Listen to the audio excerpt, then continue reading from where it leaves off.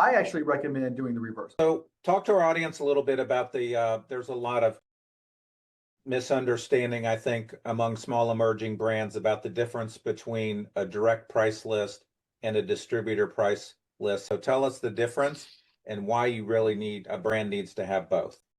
Okay, so we're going to get very controversial here. I'm going to give you some hot takes that you can use. I actually recommend doing the reverse. I recommend having a much higher price to the distributor than I do to the direct retailer. And whoa, why would you do that? There's three reasons why. The first one I've already said, it's super difficult to manage retail price through a distributor network, right? So that's the first thing.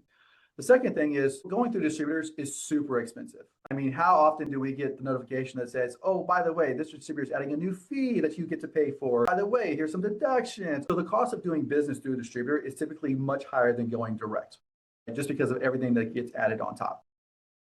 And the third reason is you typically get, because of the cost of doing business, it's actually better sometimes to go direct, and especially if you're in the MULO channel where you can go direct. So you can go direct to a Kroger on the East Coast, or you can go to Publix or HEB like I talked about. For those, you have to give them an incentive to switch.